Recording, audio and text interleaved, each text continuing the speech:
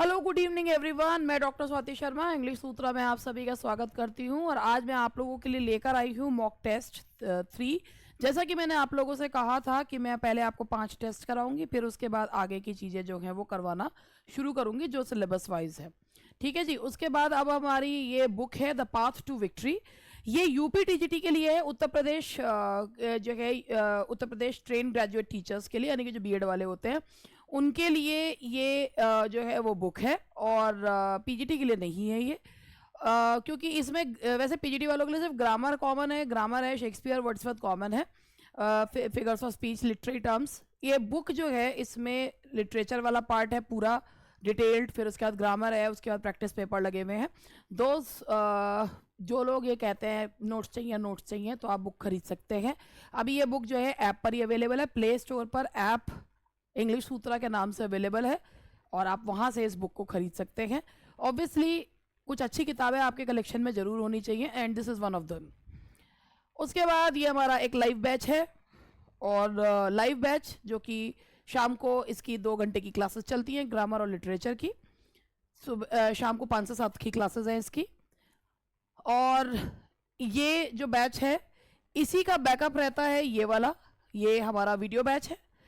जब क्लासेस जो हैं, जब एक बैच पूरा हो जाता है तो वही लाइव क्लासेस रिकॉर्ड, वही वैसे भी हमारे स्टूडेंट्स जब रिवीजन करते हैं तो सारा कुछ जो है उस पर पड़ा रहता है। एक चीज़ आपको मैं ये बताऊं, हमारे इन बैचेस की वैलिडिटी जो होती है वो 1-1 साल होती है।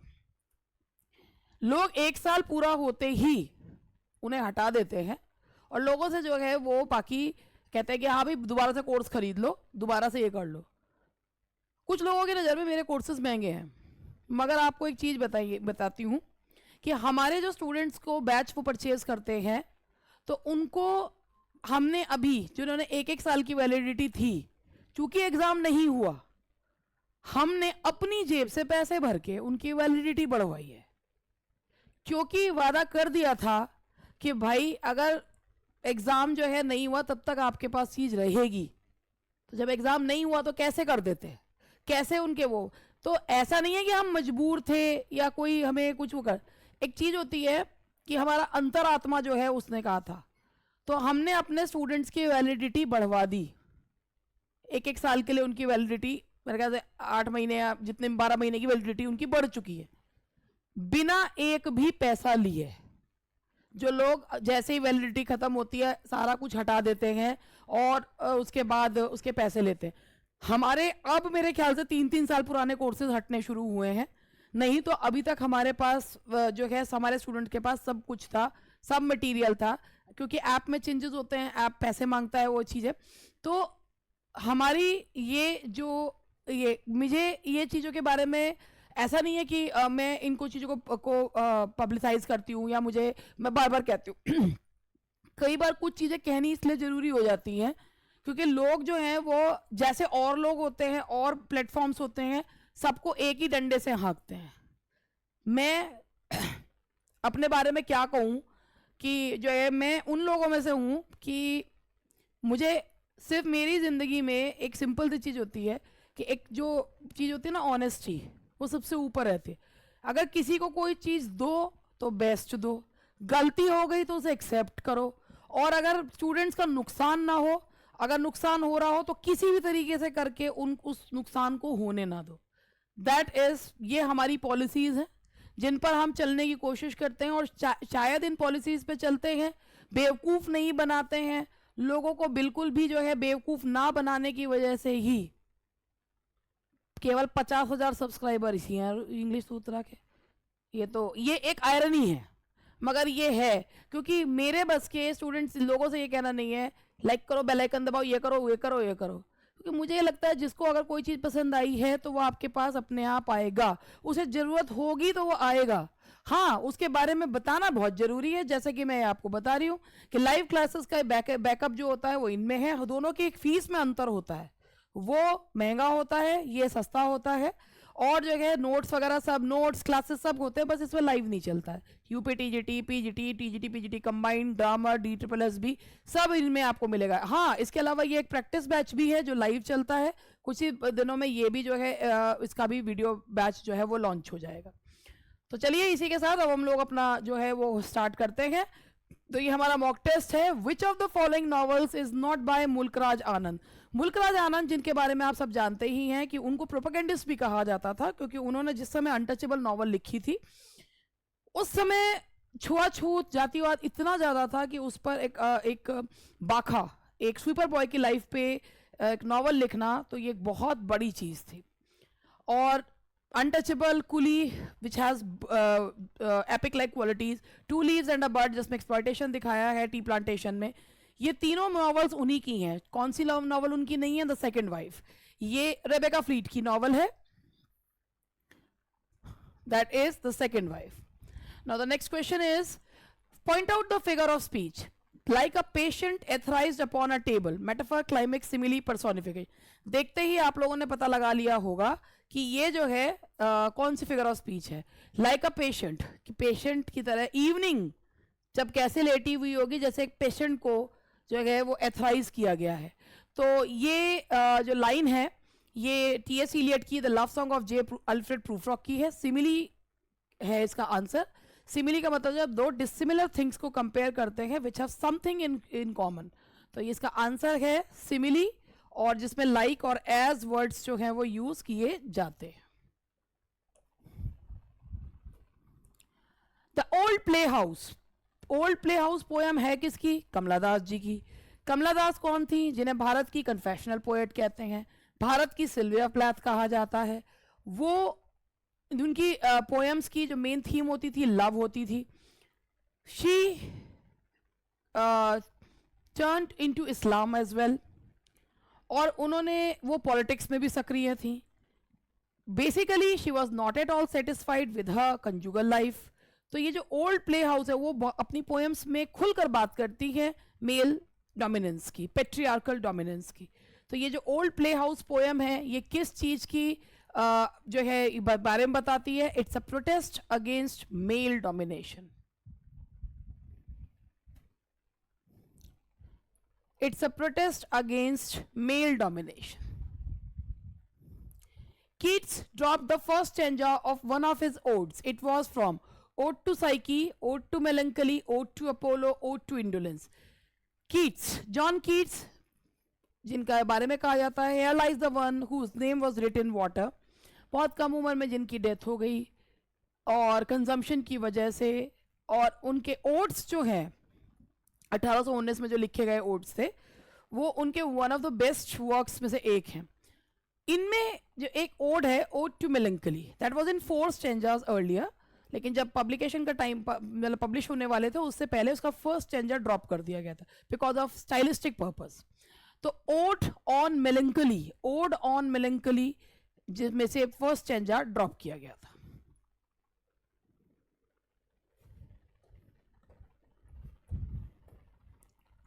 Which poem of Kamala Das has the following expression? Why not leave me alone? Critics, friends, visiting cousins, every one of you. Why not let me speak in any language I like? The maggots, the doubt, an introduction, luminol. ये मैंने आपको बताया था कि कमला दास she vehemently talked about patriarchal dominance. She wanted to get rid of that dominance.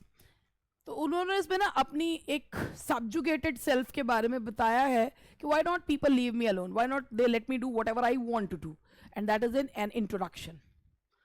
An introduction में उन्होंने बताया कि let me be whatever I am, मुझे मैं ही रहने दो। I also call myself I, मैं भी खुद को मैं ही कहती हूँ। What is the title of Kamala Das autobiography? Summer in Calcutta, The Descendants, My Story, Name of None of These. तो भाई आपको पता है कि जो ये इनकी जो ऑटोबायोग्राफी है उसका नाम, जो ओरिजिनल नाम है वो है अंतकथा, अंतकथा, और इंग्लिश में उसका नाम है माई स्टोरी, जो बहुत ही ज़्यादा सेंसेशनल वर्क था। Whitman's poem Crossing Brooklyn Ferry contains 9, 11, 13, none of these. कितने sections हैं Crossing Brooklyn Ferry? जो विटमैन, वॉल्ट विटमैन की जो पोयम है, फिलोसॉफिकल पोयम है, इसमें कितने सेक्शंस हैं? तो देयर आर 9 सेक्शंस। इस पोयम के 9 सेक्शंस हैं। There are 9 sections in this poem. The theme of alienation is central to the poetry of Nissim Skill, Kamala Das, Robert Frost, Walt Whitman. Theme of alienation की बात हम करें, जिसमें अलग थलग होने की, तो एक अकेले होने की जो थीम है, एलिनेशन की थीम हमें देखने को मिलती है निसिम स्किल की पोएम्स में। Theme of love, Kamala Das, regionalism as well as nature and nature की जो है वो Robert Frost, Walt Whitman, Leaves of Grass, openness, freedom, liberty. तो एलिनेशन की थीम जो है वो निसिम स्किल के उसमें। Nissim is a born British American Swiss Jew. Nissim skill जो है वो ज्यू थे, ही वॉज अ ज्यू, बेन इजराइलेट कम्युनिटी को बिलोंग करते थे, ही वॉज अ ज्यू। Who wrote the following lines for Shelley? He is a beautiful and ineffectual angel, beating in the void his luminous wings in vain. ये थोड़ी सी इसमें गलतियां हैं, तो ऐसे ठीक करूं। For Shelley, he is a beautiful and ineffectual angel.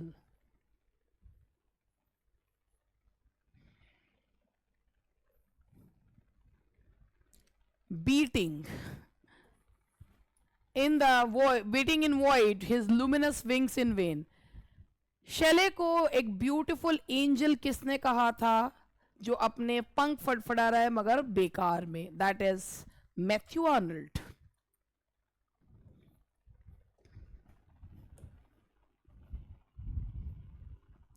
By whom Shelley has been called as a perfect singing god? Rossetti, Arnold, Swinburne, Morris.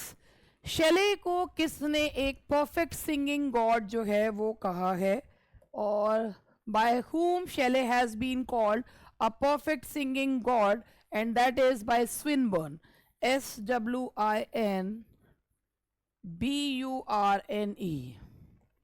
Swinburne. In which poem of Shelley do the following lines occur? Alas, I have no hope. वाह वाह वाह, कुछ ऐसा सा नहीं लग रहा कि ये लाइंस कुछ सुनी सुनी सी लग रही हैं? ना मेरे पास कोई उम्मीद है, ना हेल्थ है, ना पीस है, ना काम है, कुछ नहीं है। बहुत ही ज़्यादा जिसमें शैले बहुत और जो है पेसिमिस्टिक हो गए थे। और टू वेस्ट विंड ये पोएम तो अपने आप में एक ऑप्टिमिज्म का बताती हुई पोएम है। Stanzas written in dejection near Naples to a skylark, ये भी एक स्काइलार्क में बहुत सारी जो है उसको स्काइलार्क को बहुत सारी जो है उपाधियाँ दी गई हैं। अडोनिस ये एक एलिजी है। तो stanzas written in dejection near Naples, इस पोएम की ये लाइंस हैं। Alas I have no hope nor health,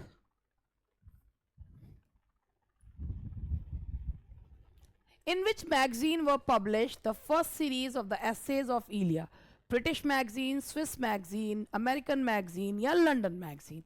Essays of Elia, Charles lamb के essays को, चार्ल्स लैम्ब जो अपने साथ एक स्यूडोनिम यूज करते थे, एक essays of Elia, इलिया खुद को कहते थे, जो कि एक इटालियन क्लर्क था जिसका नाम उन्होंने लिया था, और उनके जो essays थे वो लंदन मैगजीन में पब्लिश हुए थे।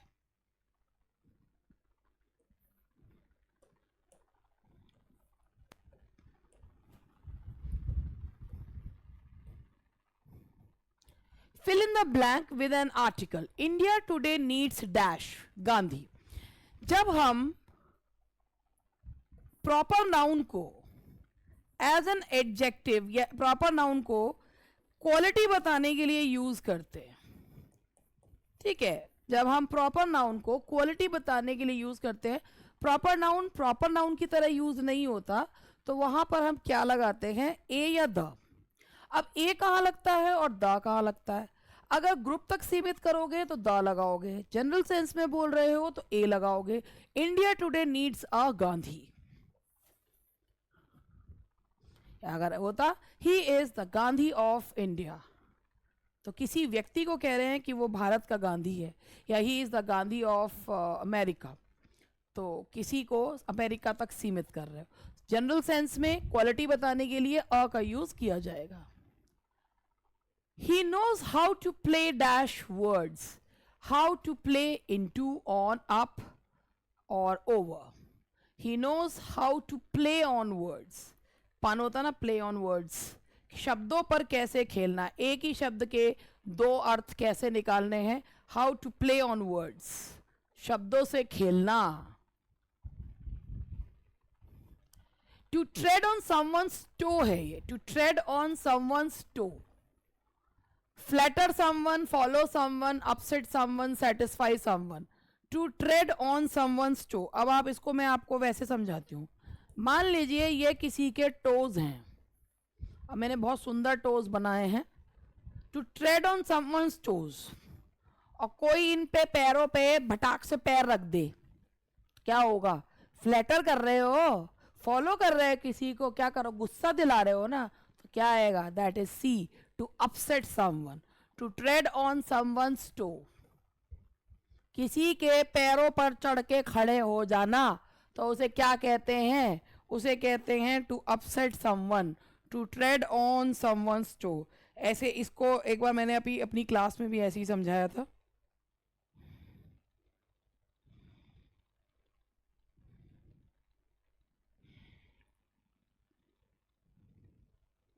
To offend someone, to upset someone. वैसे मैंने इसका लिटरली मीनिंग ले लिया, और to offend someone, to upset someone. What is the meaning of the phrase dispense with the books? Distribute, do away, protect, investigate through the books. Dispense with का मतलब ही क्या होता है? Get rid of. To do away, किसी चीज से छुटकारा पाना। तो डिस्पेंस विद द बुक्स का मतलब है to do away with the books, यानी कि डू अवे जो वर्ड है उसका मतलब है गेट रिड ऑफ। तो यहां आएगा do away with the books, that is do away with the books. Replace the underlined portion. Putting off for tomorrow what can be done today is the surest way to failure. इस पूरे के लिए एक word use करना है, proclamation, procrastination, प्रोफेनेशन, proliferation. कल पर टालते जाना, कल पर टालते जाना, आज करे सो कल कर, कल करे सो परसों, क्या करेगा अभी करके जब जीना है बरसों। तो ये जो मानना है इसे क्या कहते हैं? प्रोक्रास्टिनेशन। टालना, टालना, टालना एंड टालना।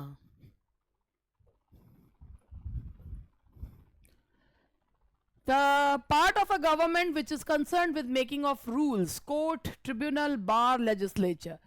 गवर्नमेंट का कौन सा हिस्सा है जो रूल्स बनाता है? And that is legislature.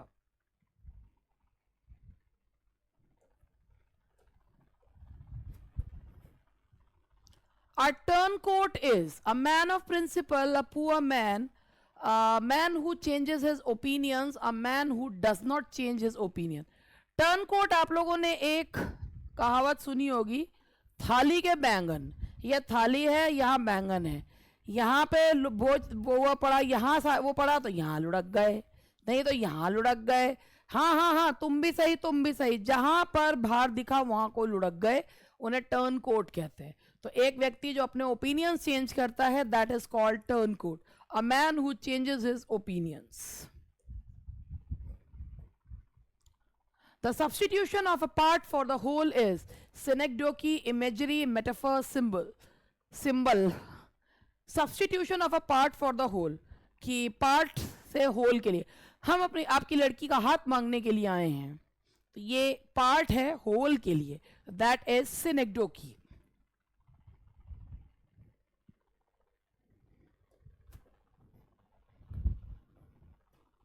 Hemingway's A Farewell to Arms is set in Italy, Switzerland, USA, England.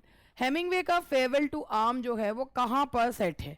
तो मैं थोड़ा सा आपको फेयरवेल टू आर्म्स के बारे में बता भी देती हूँ थोड़ा सा कि क्या है ये। थोड़ा मुझे हेमिंगवे ढूंढना पड़ेगा, और इसके लिए आपको मेरे साथ पेशेंस रखना पड़ेगा कि मुझे हेमिंगवे मिल जाए टाइम से।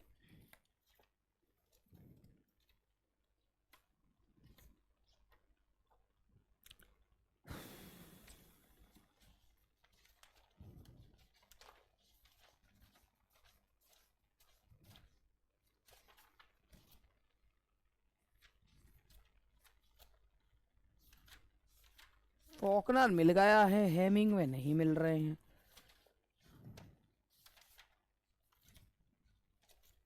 अब नहीं मिलेंगे तो फिर हमको कहीं और से ढूंढने पड़ेंगे आपके लिए, फिर भी हमें बताना तो जरूर है आपको। अब फेयरवेल टू आर्म्स के बारे में थोड़ा सा आप लोगों ने पढ़ भी रखा होगा, हेमिंगवे की नॉवल है। देखिए ये जो फेयरवेल टू आर्म्स है, ये नॉवल अमेरिकन राइटर हेमिंगवे की है। वर्ल्ड वॉर वन के दौरान, इटालियन कैंपेन में वर्ल्ड वॉर वन के दौरान लिखी गई है। पब्लिश हुई थी 1929 में, और ये एक अमेरिकन फ्रेडरिक हेनरी की जो कि एक एम्बुलेंस जो है ड्राइवर का काम करता है, उसके द्वारा बताई गई कहानी है। तो फेयरवेल टू आर्म ये वर्ल्ड वॉर वन की वो की कहानी जो है के दौरान की कहानी बताती हुई है। तो ये जो इसका बैकड्रॉप है वो दैट इज इन इटली।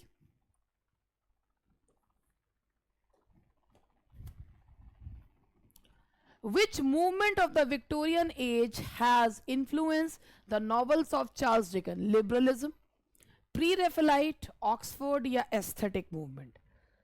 देखिए प्री-रेफेलाइट मूवमेंट था जो कि डीजी रोजेटी जो इसके मेन जो है वो माने जाते हैं प्रोपाउंडर, जो था कि जो आर्ट है या जो लिटरेचर है उसमें वो सारी चीज़ें होनी चाहिए जो रैफल से पहले की थी।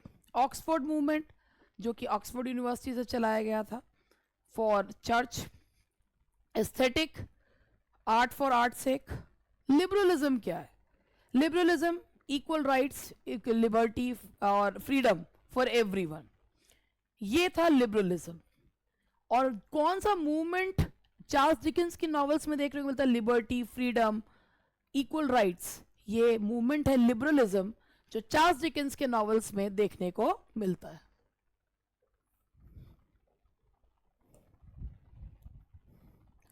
What is the meaning of indigent?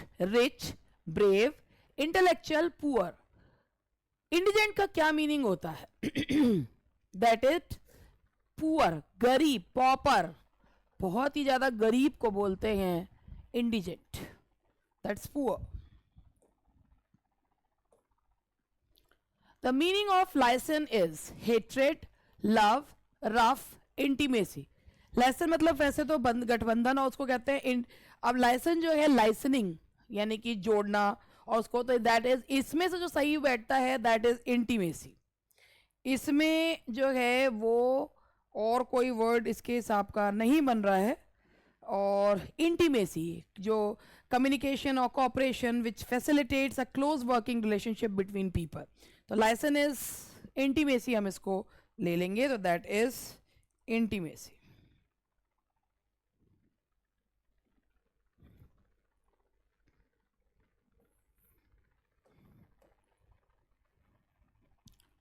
Which sentence has a transitive verb?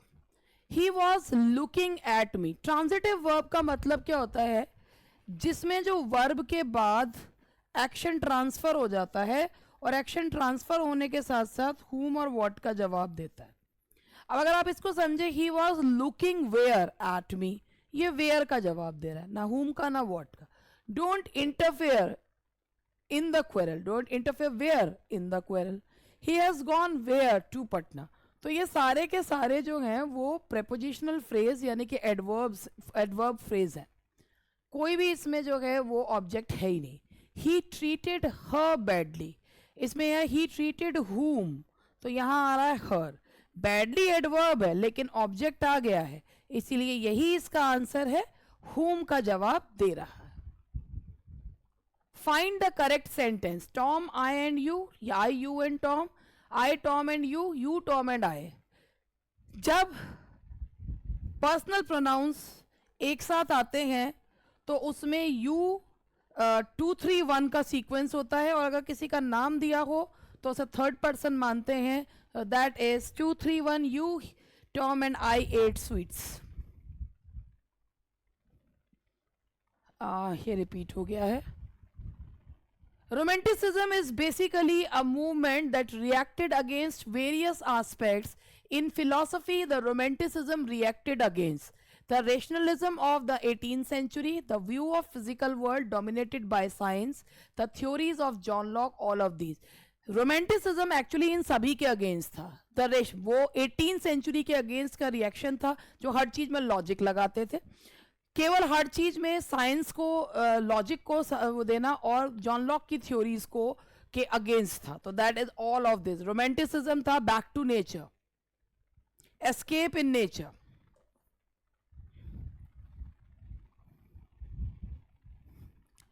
What is caesura in poetry? A line containing consonants, sprung rhythm, a pause indicated by a comma, none of these. Caesura जो होता है, जब हम कहीं पर भी रुकते हैं, छोटा पॉज लेते हैं, कॉमा से, सेमीकोलन से बताते हैं, कॉमा से बताते हैं, बेसिकली कॉमा से ही बताते हैं, तो उसको क्या कहा जाता है? That is caesura.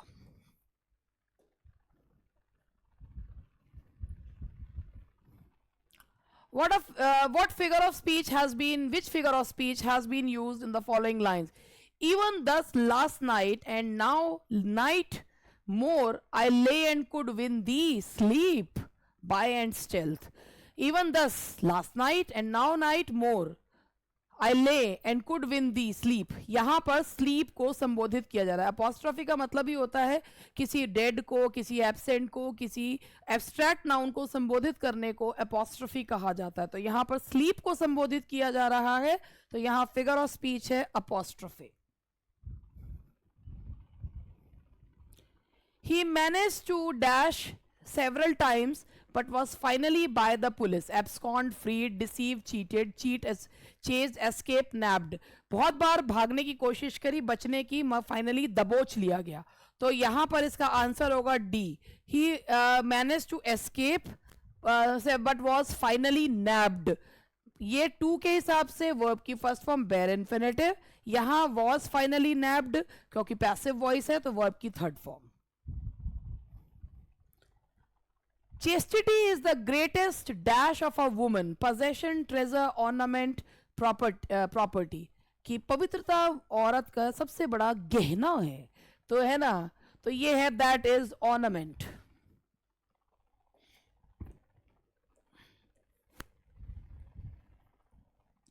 Some people dash themselves into believing that they are indispensable to their organization. Fool, delude, deceive, denigrate.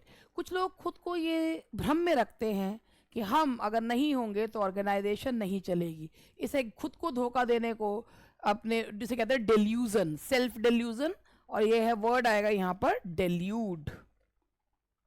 यहाँ आएगा वर्ड आएगा डेल्यूड। The clerk was dashed by the officer for his negligence. Pulled down, demolish करना, pulled up, उठाना, pulled off, जो है ना, and pulled down का मतलब ऐसे खींचना भी होता है, और pulled off, pulled in. तो यहाँ पर जो वर्ड आएगा दैट इज पुल्ड इन, किसी को अरेस्ट किया जाना, किसी को सजा देना, चेक करना, रोकना, that is pulled in.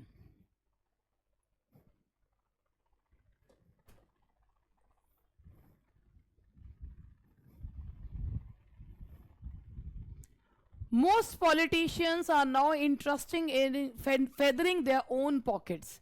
No error. इस वाले में क्वेश्चन में एरर क्या है? आपको पता है फेदरिंग की जो सही ईडियम है वो है feathering their own nest, own nest.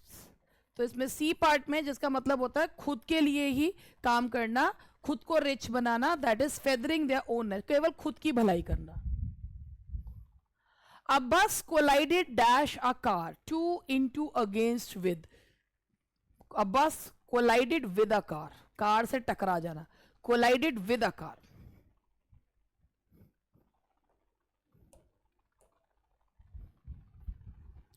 Myth comes from Greek mythos, signifying. Myth का मतलब क्या होता है? कोई भी ऐसी कहानी, कोई भी ऐसी चीज जो सच भी हो सकती है और गढ़ी हुई भी हो सकती है, उसे क्या कहते हैं? मिथ। और हिंदी में मिथक बोलते हैं, मिथक। मिथक से ही ये शब्द आया है myth. A story, a plot, true और इन्वेंटेड। जो सच्चा हो या जो है वो, जैसे ये जगह जगह आप लोगों ने वो बीड़ी वाले भूत की कहानी तो आप सबने सुनी होगी।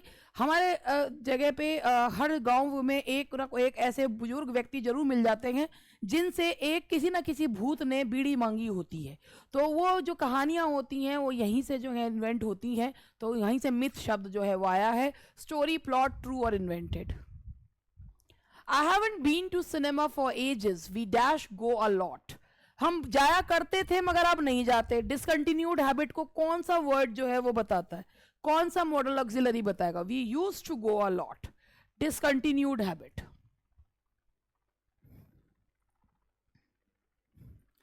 In the sentence, I doubt whether she'll meet him, whether is I doubt क्या, whether she will meet him, noun clause, एक प्रिंसिपल क्लॉज सबऑर्डिनेट क्लॉज से जोड़ा, एडजेक्टिव क्लॉज को छोड़ दीजिए, उसमें रिलेटिव प्रोनाउंस होते हैं, इन दोनों में कंजंक्शंस आते हैं। तो वेदर क्या है? That's a conjunction.